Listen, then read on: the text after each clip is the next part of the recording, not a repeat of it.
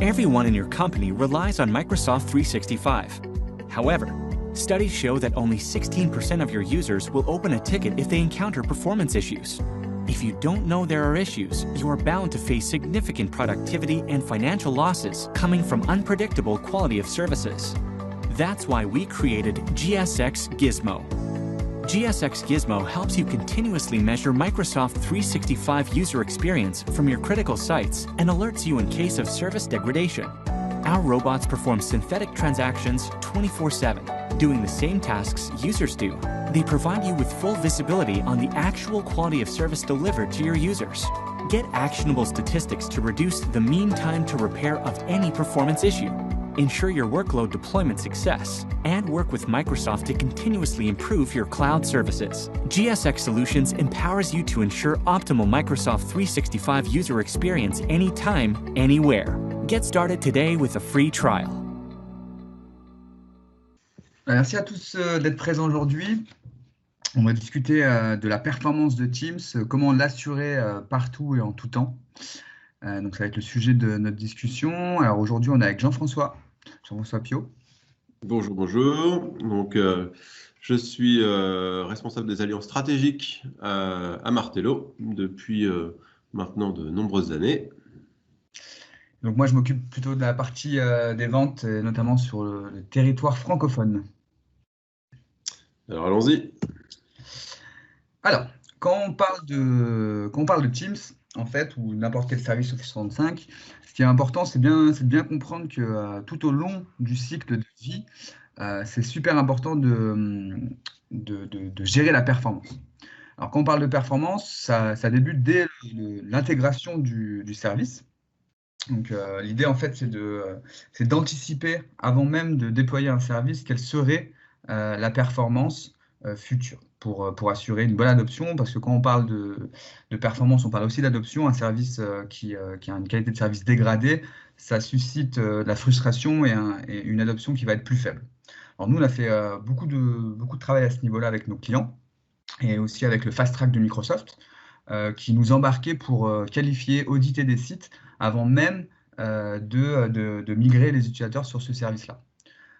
Pour éviter tout simplement de faire un rollback lorsqu'on s'aperçoit que la performance n'est pas bonne et de devoir prendre des actions alors même qu'on a débuté la migration. Ça, c'est le premier point. Ensuite, il y a la phase de run, de support et service delivery. En fait, l'idée ici, c'est vraiment de donner de la visibilité aux équipes IT sur ce qu'est l'expérience utilisateur.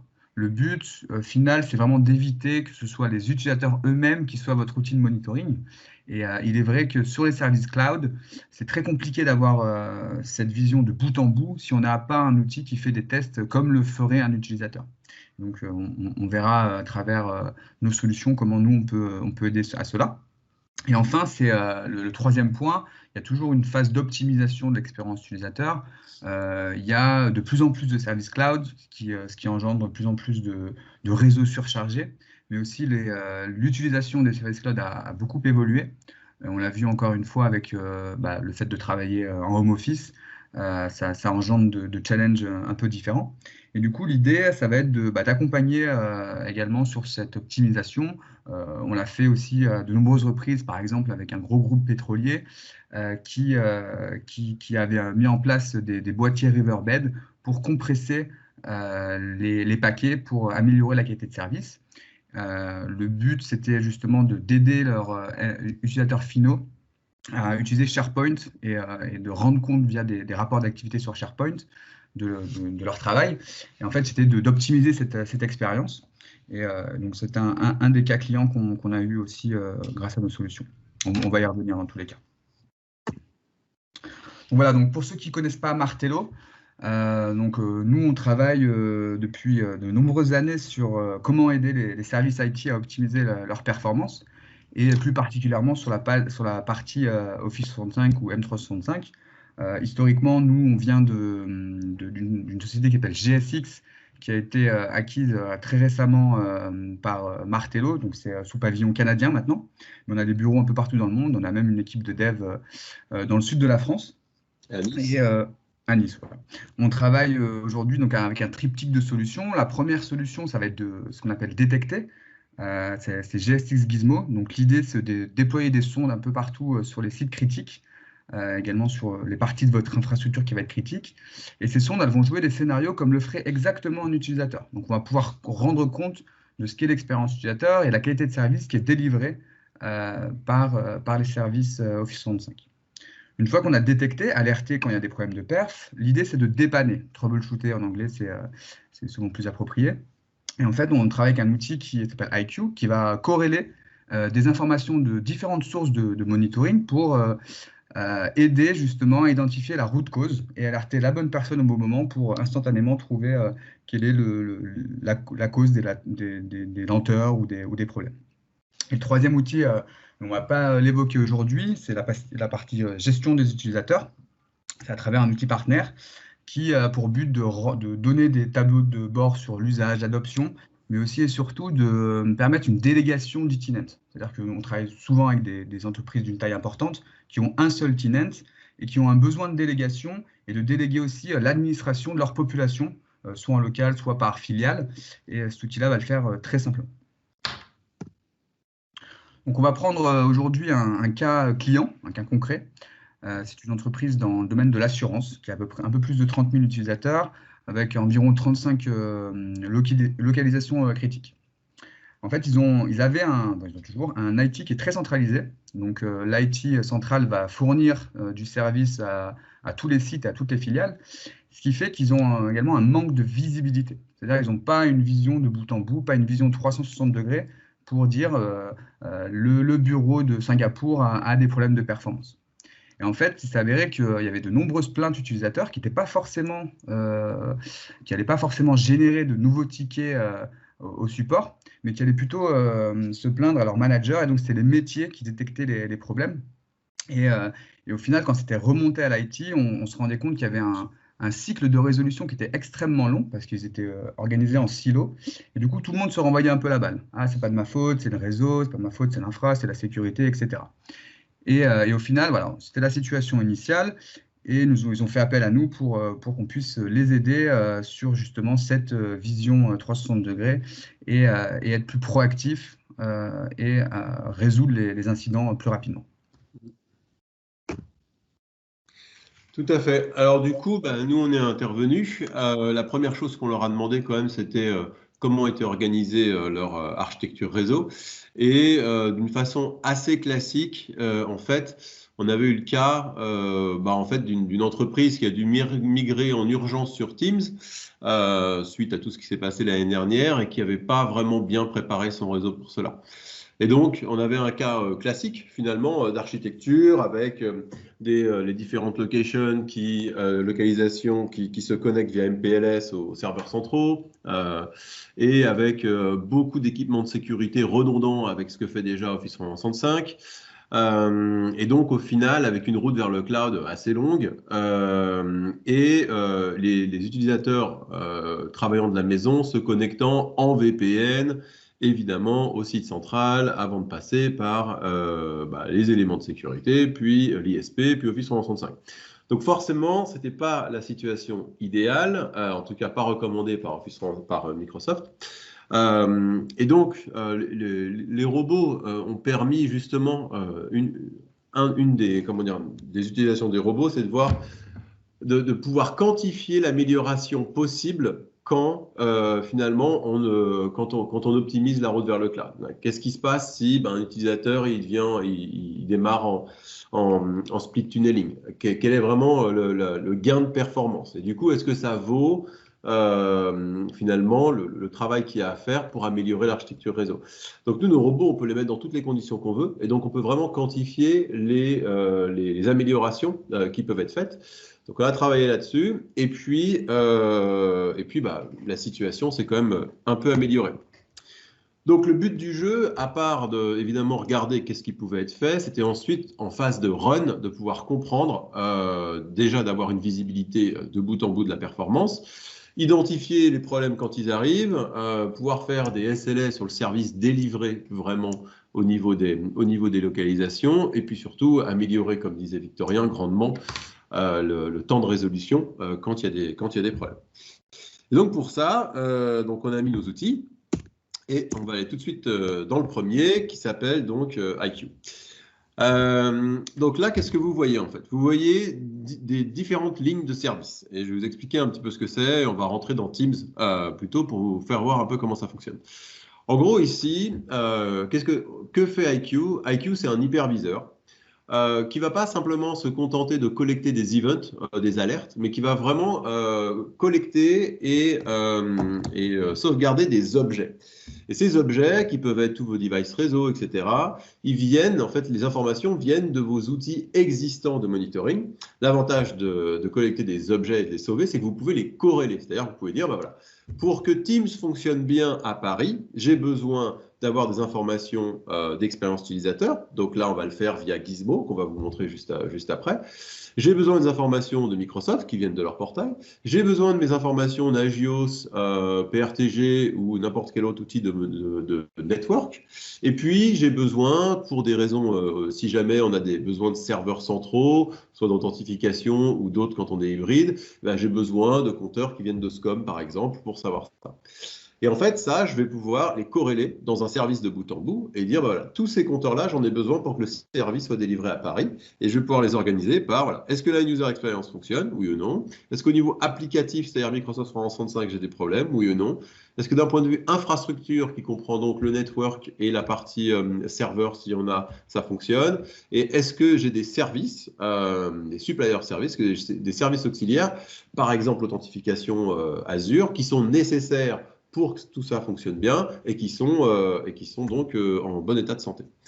Donc, ici, si on prend par exemple le service delivery à Boston sur Teams, je clique là et en fait, qu'est-ce que je vais voir? Je vais voir, ben voilà, j'ai ma partie compteur et user performance que je vais voir là.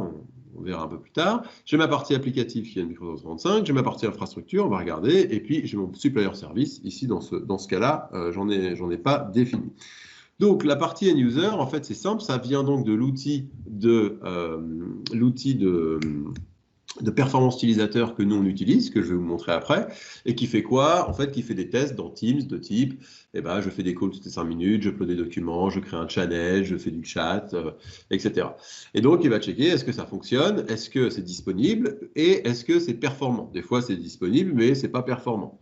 Encore une fois, on verra ça juste après.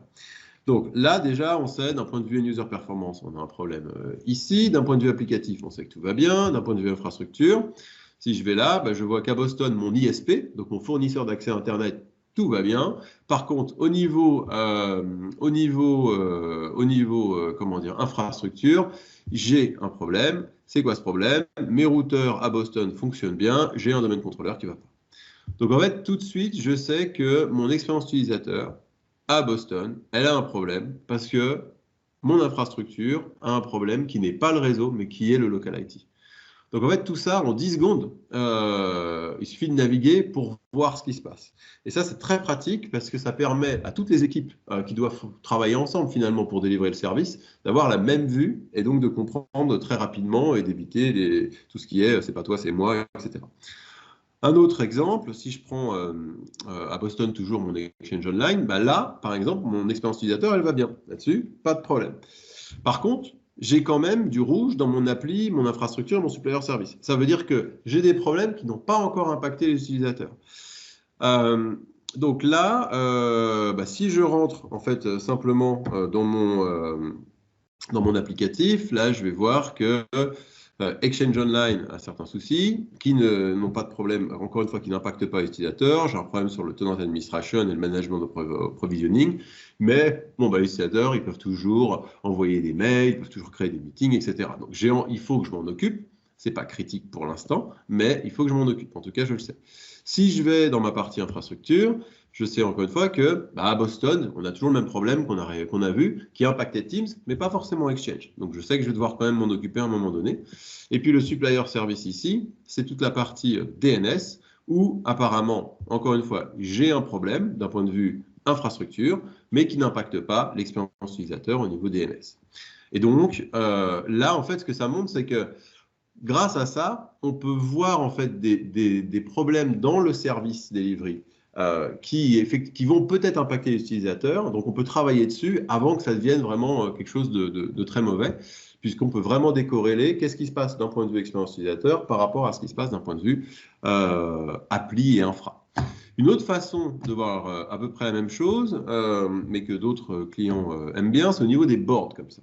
Donc, si je prends ma performance Teams, parce que c'est le sujet d'aujourd'hui, donc là, en fait, je vois, OK, quelle est directement, j'ai mes différentes localisations, Genève, Paris, Genève, Boston, Singapour.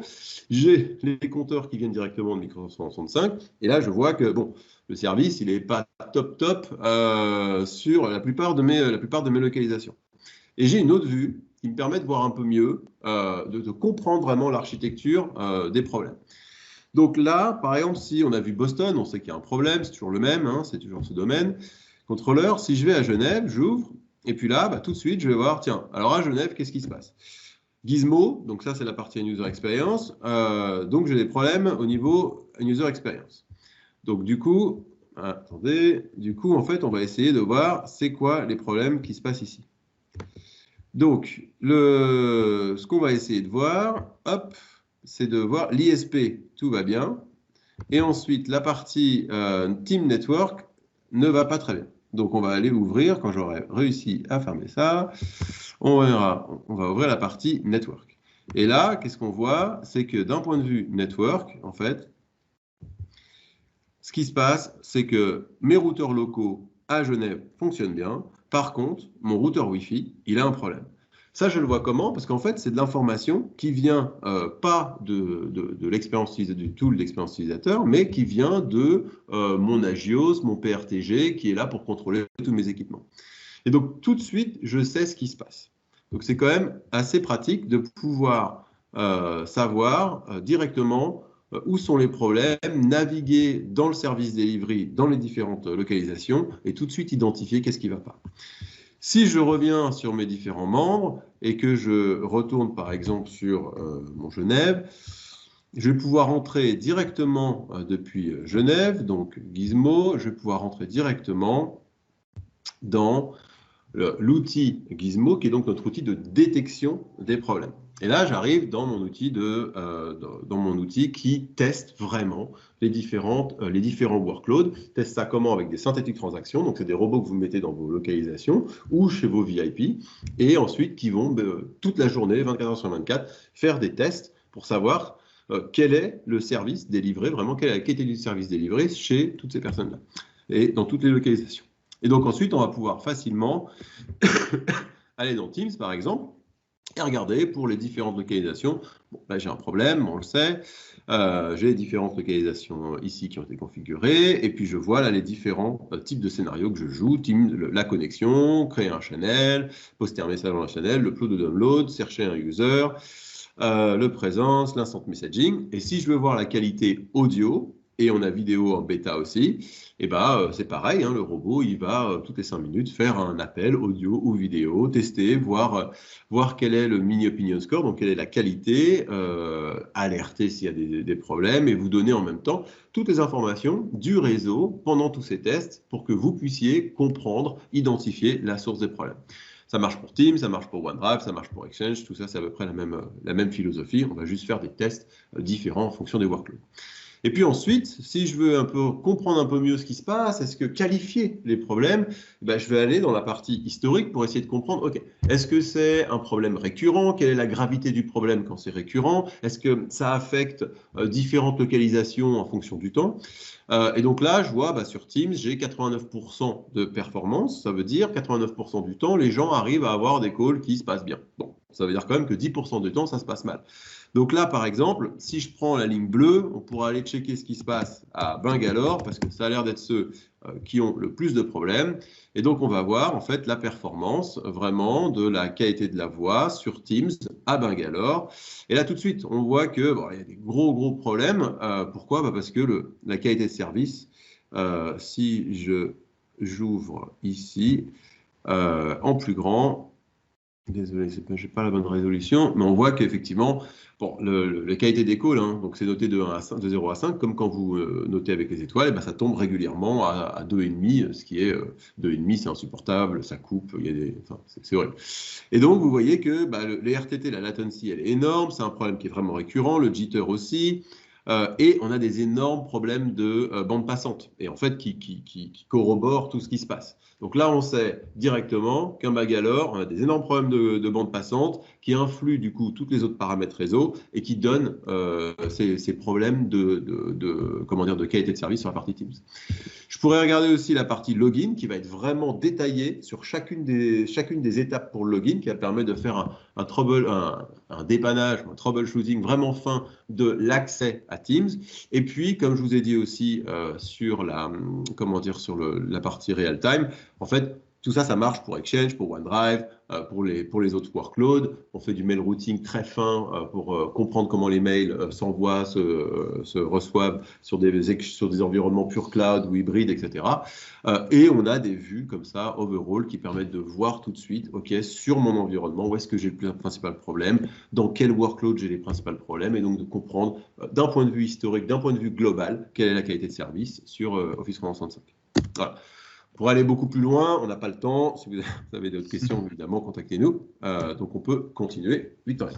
Voilà, donc grosso modo, on a pu voir très rapidement, mais que l'idée, c'est à la fois de détecter les problèmes de performance. Donc ça, c'est plutôt l'outil Gizmo, puisqu'on va effectuer des tests d'un point de vue utilisateur et on va vous alerter à chaque fois qu'il y a des latences ou des problèmes d'un point de vue utilisateur. Et puis derrière, avec IQ, donc le premier outil qu'a montré Jean-François, c'est d'aller vraiment identifier la source du problème grâce à différentes sources de monitoring. On va avoir la bonne alerte, qu'on n'a pas vu aussi, mais il y a tout un système d'alerte intelligente qui est présente dans l'outil. Et donc, on alertera l'équipe réseau s'il y a un routeur, par exemple, ou l'équipe infra s'il y a un routeur qui est down. S'il y a un problème réseau, on alertera l'équipe réseau, etc., etc. Donc ensuite, si on revient un peu à notre cas client, on est passé d'une situation où il n'y avait pas du tout de visibilité, il y avait plutôt des émotions qui étaient remontées par le business, il n'y avait pas de faits concrets à travers des données, à une situation où vraiment on avait un service qui était supervisé de bout en bout. Ça a entraîné une réduction du temps de résolution des problèmes, donc c'était vraiment appréciable. Et puis également cette visibilité, une meilleure adoption du service également, puisqu'il y avait des meilleures performances. C'est-à-dire on a évité du shadow IT, ce qui est un peu le gros problème dans des grosses organisations où il y a des mauvaises performances. Et donc il y avait cette vision de bout en bout vers le cloud. Tout à fait. Et donc, dernier petit point, pour améliorer un peu tout ça aussi, d'un point de vue architecture, comme vous l'avez dit, on a poussé avec Microsoft pour vraiment la mise en place des recommandations de base.